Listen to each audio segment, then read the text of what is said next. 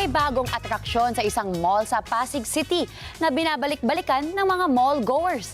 Alamin kung ano ito at kung saan ito matatagpuan sa report ni Mark De La Rosa.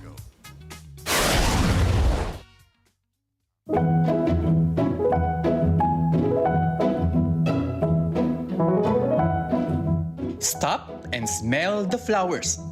Imagine mo to. Nasa loob ka lang ng isang mall pero parang naglalakad ka sa gitna ng isang napakalaking hardin. Dito sa isang mall sa Ortigas, may spot na talagang stand out. Sobrang aesthetic at swak para sa next IG post ng mall goers. Maaamoy mo ang halimuyak ng sari-saring bulaklak, kaya kahit naka-aircon ka, ramdam na ramdam pa rin ang fresh at makulay na summer vibes. Yan ang disenyo ng grupo ng magagaling na florist na nagdala ng nature feels sa loob ng mall.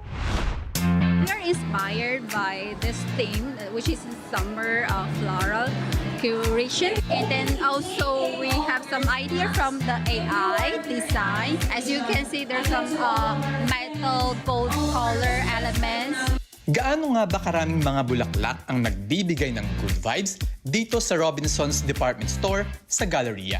90% imported flower and 10% local flower and around 10,000 pieces flower.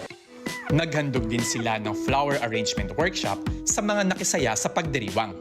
Mananatili ang blossoming spots na ito hanggang May 14, 2025. Isang paanyaya para sa mas maraming bonding moments pa kasama ang pamilya at barkada.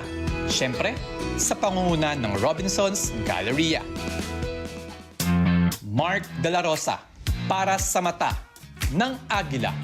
Matatag, matapak, matapat.